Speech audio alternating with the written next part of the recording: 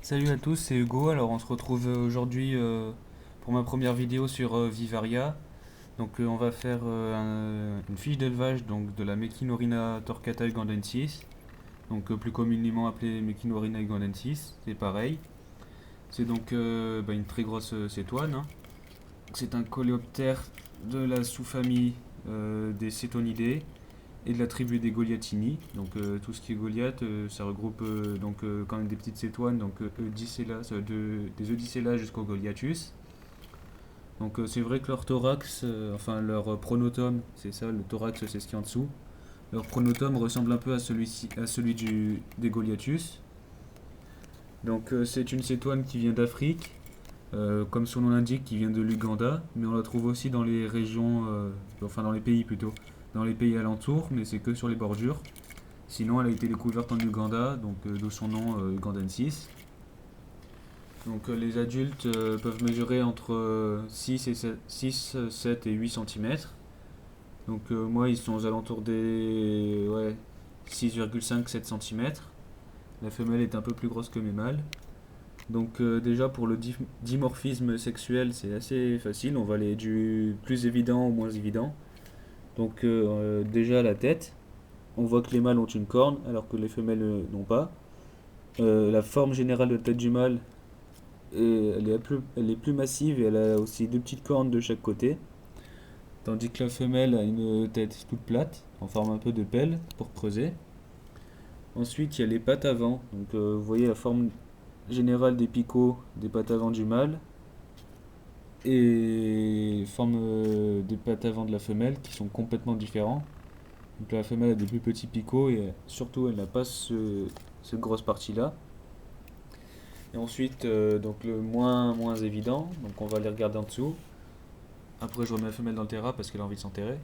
Donc la femelle, elle a l'abdomen complètement lisse en dessous. Hop là.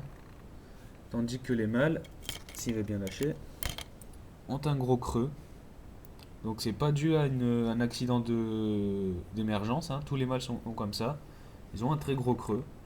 Donc contrairement aux Pachnoda qui ont juste une fente, les mâles ont la fente aussi, mais ils ont ce gros creux. Donc voilà.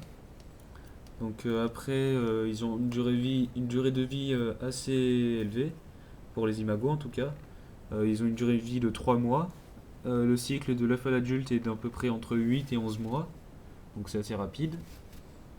Pour le substrat, ce sera composé personnellement, je le compose de terreau de bois, d'humus de chêne, enfin terreau de forêt, donc que je récolte au pied des vieux chênes. Donc c'est pour ça que je dis humus de chêne, parce qu'il y a principalement que du matériau de chêne décomposé. Et feuilles de chêne broyées. Après, on peut rajouter un peu de suppléments de bois blanc broyé. On peut aussi utiliser, moi j'utilise le chêne. On peut aussi utiliser le bouleau, le châtaignier et d'autres arbres, je me souviens pas spécialement.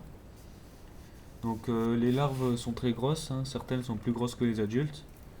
Donc bon, je vais pas vous en sortir. J'ai des larves de Mechinorrhina torquata immaculicolis, donc qui sont proches des torquata et qui sont hybridables. Donc après, l'élevage est assez simple. Les adultes se nourrissent de bananes, de pommes, de betel jelly. Et bon, ils sont assez actifs.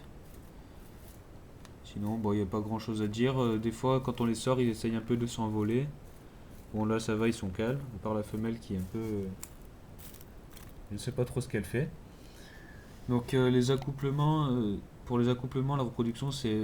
Moi, j'ai remarqué que c'était simple parce que dès que la femelle était de sortie, les mâles allaient s'accoupler avec.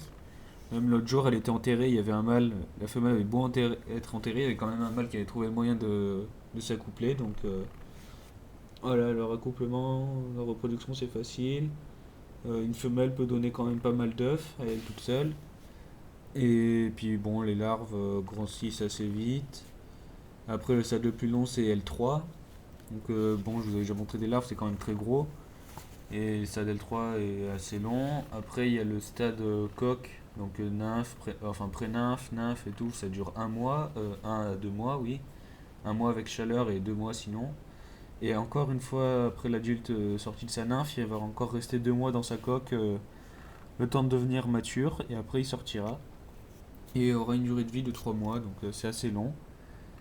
Donc bon voilà. Je sais pas trop ce que je peux dire d'autre sur cette espèce. Bon, elle est vraiment très très jolie. Beaucoup de... Une espèce très variable, bon, le femelle qui mange.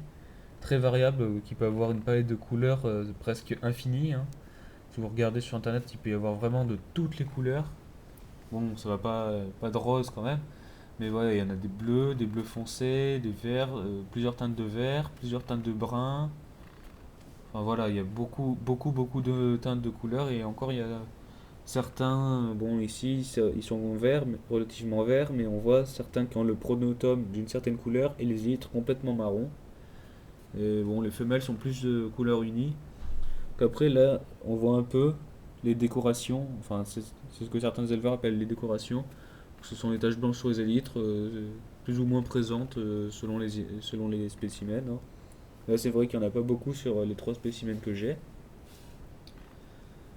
Après, pour l'humidité, bah, une pulvérisation à peu près tous les soirs. Donc, bon, si vous en avez, vous remarquez que quand on les pulvérise, ils aiment pas trop ça, ils cherchent à aller se cacher, mais après ils boivent. Et puis, il faut maintenir quand même une certaine humidité dans le substrat. Alors, pour le substrat, c'est minimum 15 cm pour que la femelle puisse pondre. Il faut tout le temps du substrat pour que la femelle puisse aller se reposer ou s'enterrer quand on en a besoin, quand elle est fatiguée, et pour pondre. Sur les 5 premiers centimètres de profondeur, il faut que le substrat soit vraiment bien tassé, tassé le plus possible.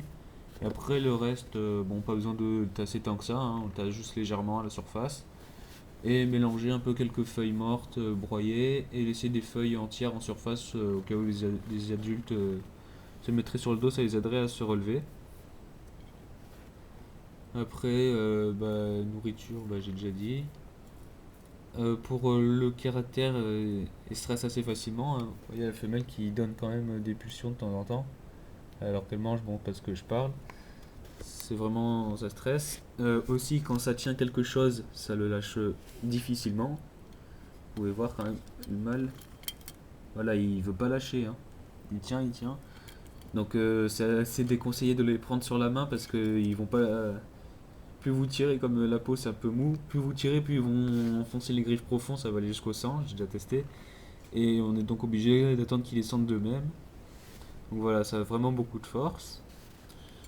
Donc bon voilà, je crois que c'est tout pour cette fiche d'élevage. Après, si vous avez d'autres questions concernant cette espèce, bah, laissez des commentaires sur cette vidéo ou sur ma chaîne personnelle. Voilà, à plus.